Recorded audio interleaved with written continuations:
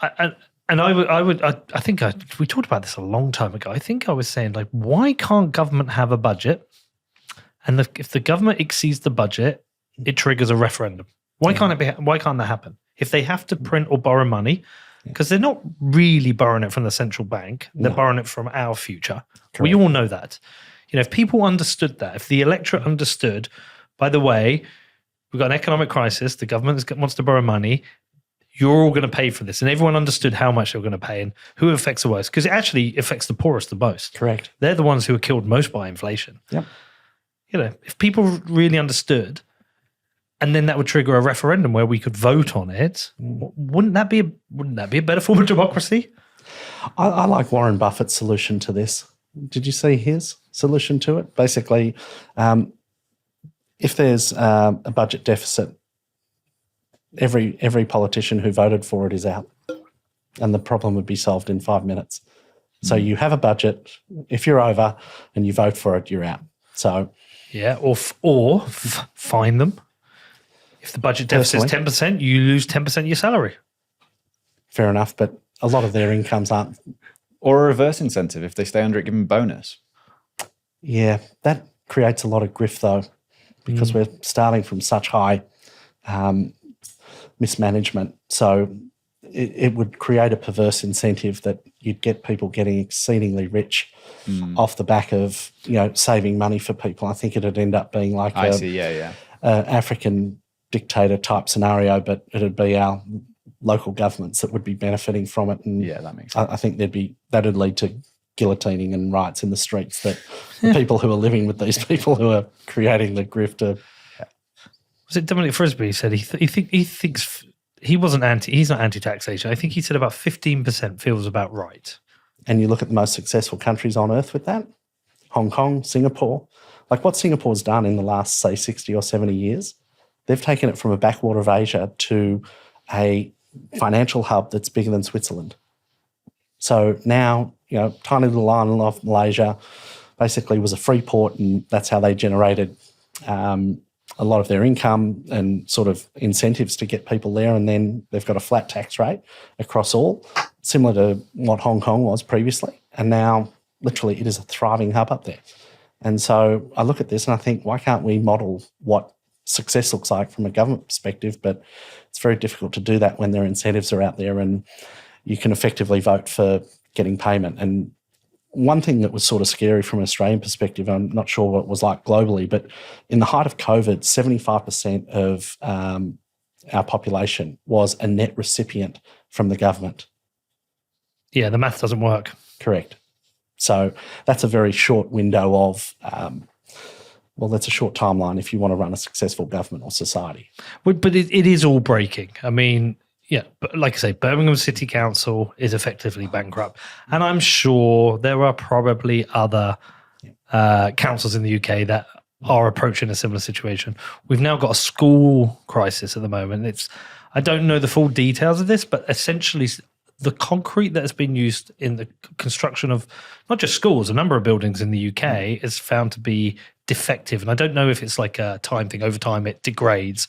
But to the point, it's dangerous now. These buildings could collapse. So something like 100 schools now, it might even be more, Danny can perhaps find out, are not opening this week because it's dangerous. Yeah. My kids' school, their school's now been closed. And my daughter won't be going to school this week. They're going to remote learning and Teams. And more than 150. More than 150. Wow. But they're having to check buildings all across here. It's not just that. So they'll find more. Yeah, it could be like law courts. It could be anything. Yeah. But they're in a situation now the government needs to find money to fix these schools, money they don't have. I can already tell you, because I've talked about it a million times on the show, thanks to Dan Tubb, the government spends more on debt interest than it spends on education in the UK. Yeah. Like everything is breaking. Yeah. And it's all breaking because government's too big. We should get into Bitcoin because... Daddy said to me, you think Bitcoin will reach $20 billion a coin, and you think it should be $7 billion a coin now? Today, yes. Today. Yeah, all right. That's a conservative figure. Come on, Pete. The thing is like we try not to bait with our show titles. We try, we want a good show title that engages people and they're interested in it, but we don't want to bait them. This one's going to be pure bait. It's going to be pure bait. Daddy was like, this one's going to be about value in Bitcoin. So we could put out value in Bitcoin with Peter Dunworth, or we could be Bitcoin to reach 20 billion a coin with Peter Dunworth. People are going to want to know. Come on. Is there logic to this? Or are you just being ridiculous? And that's a conservative way. The 20 billion is conservative. I'll give you the two. And so we can basically work through conservative one. How that looks. What's the bullish one? It's a number you just can't figure out, literally. And this is where, like, if I look at, say, who's had the best crack at valuing Bitcoin, I look at it from a consciousness perspective. And I think our friend Jeff Booth, probably the highest of, and everyone does, right? He says you can't value Bitcoin from within a system, you can't value the new paradigm. And I agree wholeheartedly with that. And then we have Knut with everything divided by 21 million. And I agree with both of those. And sadly, I'm stuck in this, financial situation where we are now that, my day-to-day is basically helping people make smart choices with their money. So give the background just so people know who you are, what you do, the day-to-day work. Great. So for the last 25 years, I've been in and around finance. Started off with BT Funds Management, which was a very successful funds management business. Left that to go into credit and mortgage broking. So spent a decade in credit and mortgages, understanding and assessing risk and mitigating it. Pre-GFC, I was advised by one of my dad's great mates and advisor who happened to be a chairman of one of our biggest banks here. Peter, you're on the wrong side of the balance sheet. You need to get back to the other side. There's going to be a big blow up in debt. So move back to the advice space. And for the last, say, 15 years, been working on financial advice. Now, that covers a whole range of things, but in short, it helps people make smart choices with their money around property, stocks, bonds, and ensures and has a background in making sure that all the structures are set up correctly so that you don't lose it. And so I come at this with,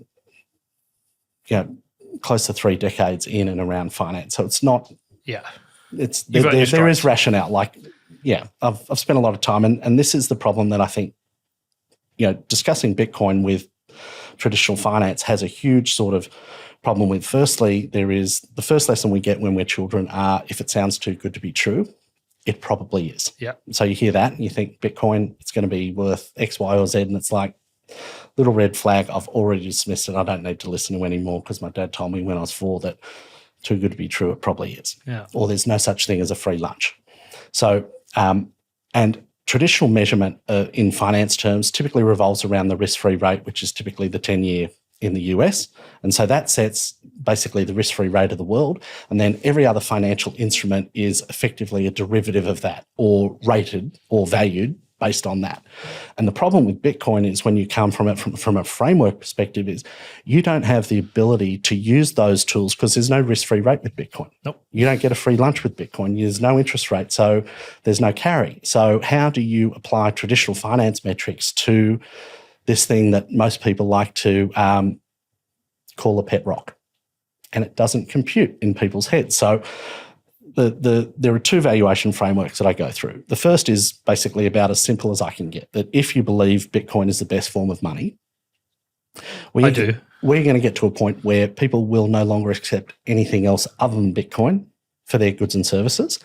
And so that will be the required payment. Now, there may be people listening to this who think there's no way we're going to get to that. Well, the people are already there with that. Mm-hmm. So Max Hillebrand was RB. He openly said he lives on a Bitcoin standard, like fully. He's fully in. And I don't know what that means realistically for day-to-day living because sometimes you need fiat. Yeah. And I said, why? And he said, well, every 4 years you say to yourself, I wish I'd bought more Bitcoin. Yeah. So like, why put yourself in that position? Just always be in Bitcoin. And you know what? I'm not far off it. Yeah. And that's probably a function of time and understanding. And I love a gamble. Yeah. Did Mikey get you into Bitcoin? Absolutely. It was him. Yeah, totally. Yeah. He told me to buy when it was $3. And I went, that'll never work. You're a fool. $3. not a day goes by that I don't sit there and go, oh, damn, maybe I should have just bought $1,000 worth. So, Yeah, you'd have more Bitcoin than 99% of people. Yeah. yeah. $1,000 worth at $3. You'd have three. Fuck me. But you know what Michael's like? He's so softly spoken. I said, you know, I work in finance. I know what money is, blah, blah, blah. And could run through the list of things why I told him it'd never work. And rather than him pushing me on it, he just said, okay. He'd have probably said it in a way that sounded like it was a joke. Yeah. A big grin on his face. No, he was sincere, but, you know, I just didn't know and there weren't the resources. And, you know, where were you? You should have been podcasting so I could have learnt back in 2011. Listen, I bought my first Bitcoin at £80 and it was a medium of exchange for me. I used it quite regularly.